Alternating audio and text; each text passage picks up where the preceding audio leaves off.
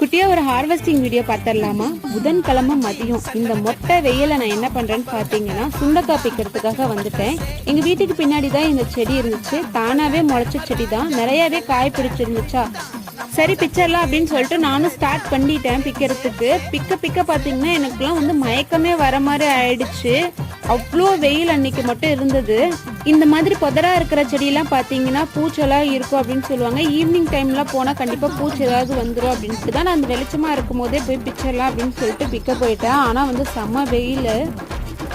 அது மட்டும் இல்லை, இந்த செடியில் வந்து நிறைய முள் இருந்துச்சு. இந்த காய் பிக்கிறதுக்குள்ளாட்டி பார்த்தீங்கன்னா கை காலெல்லாம் நிறைய வீரத்தழும்புகள் வந்து உருவாயிடுச்சு. அப்புறம் நானே சொல்லிக்கிட்டேன், தேங்காய் வேணும்னா தென்னை மரம் ஏறி தானே ஆகணும் குமார் அப்படின்ட்டு என்ன நானே வந்து ஆறுதல் படுத்திட்டு காயெல்லாம் வந்து பிச்சுட்டு வந்துட்டேன். நிறையாவே குவான்டிட்டி வந்து இருந்துச்சு. கொஞ்சம் பார்த்தீங்கன்னா பக்கத்துலேயே கொடுத்துட்டேன். இந்த வீடியோ பிடிச்சிருந்தா சப்ஸ்கிரைப் பண்ணிக்கோங்க. நெக்ஸ்ட் வீடியோ பார்க்கலாம். பாய்.